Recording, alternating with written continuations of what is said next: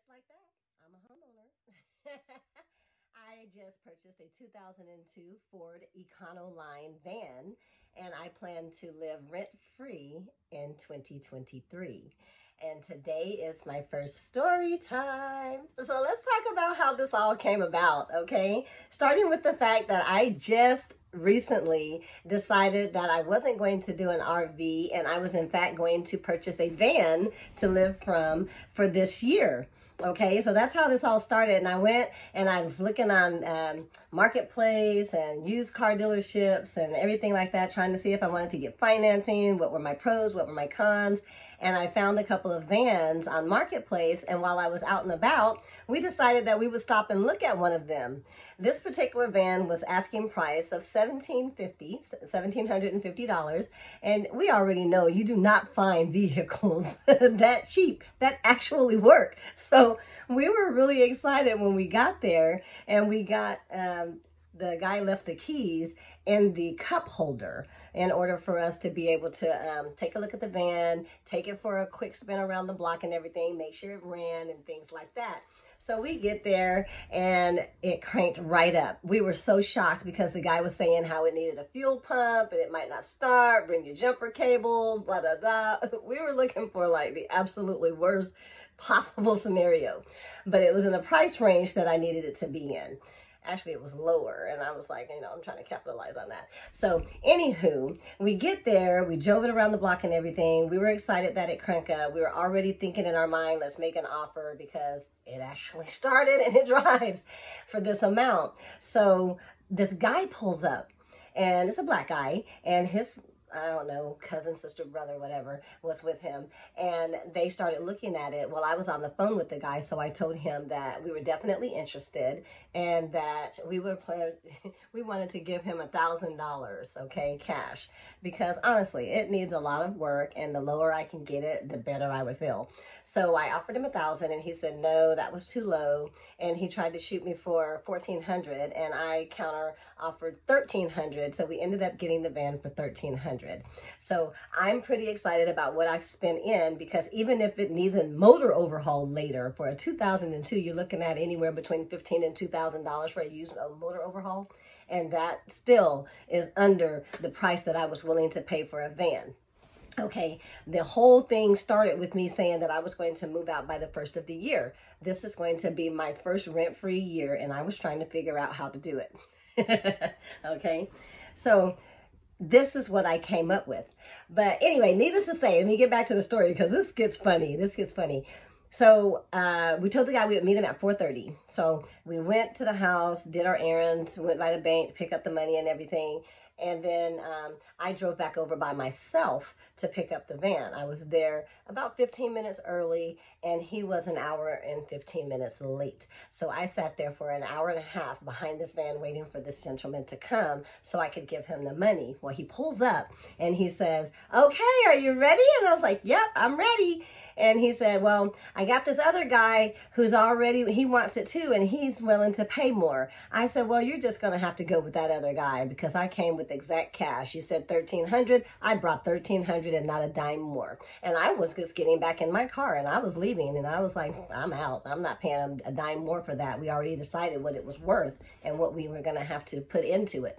So he took the $1,300, gave me the bill of sale, signed over the title and everything like that. And then about 2 minutes later, here pulls up the same black guy with his cousin, brother, whatever. And he's upset. Guys, look, this is where it gets crazy. This guy gets out. He's upset. He asked the guy what was going on. He told him that he had sold it to me. And because I'm black and this guy was black, he just assumed that we were together. Yeah, but he sold it to me, and I'm holding the title with my name on it, and I have no intentions on giving it back. So the black guy gets mad, and he says to the guy, bitch, you had me waiting for 2 hours, and you sold it to somebody else? Bam! Popped him right in the face. And he was like, the fuck you think this is, a joke? Wham, wham!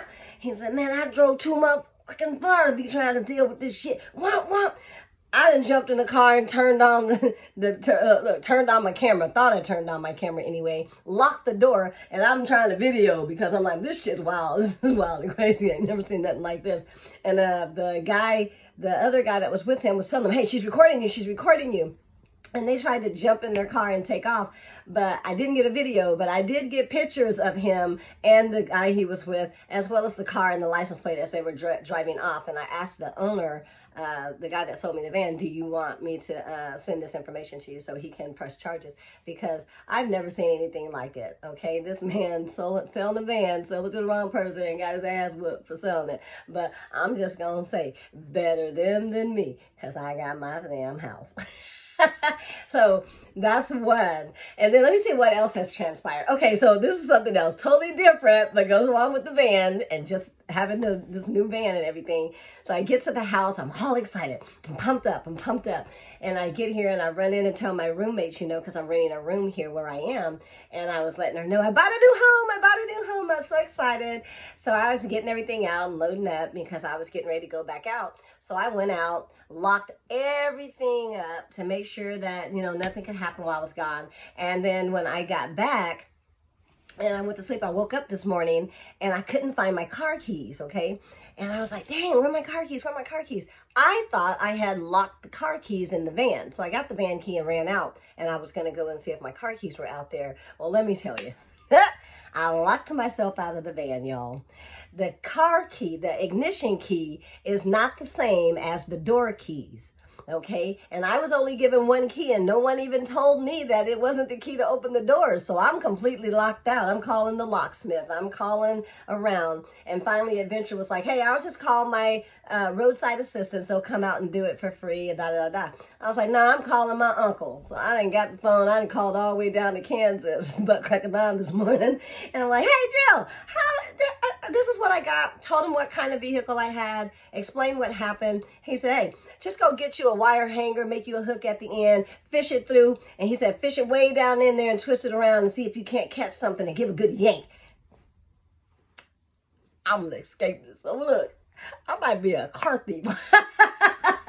I got that motherfucking door unlocked. And let me just say, now I have to check in, and my first expenditure after I get the ceiling and floor done is to see how much it's going to cost me to replace all of my locks and my ignition, because I want the same key to work on all the locks and the ignition. But let me tell you, how about that for a great start? Not to mention, it's freaking got rust.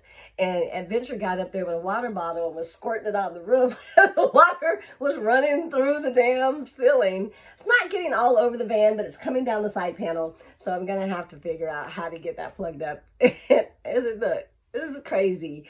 But at the end of the day, what is making me happy and calm about this situation is the fact that it was only $1,300.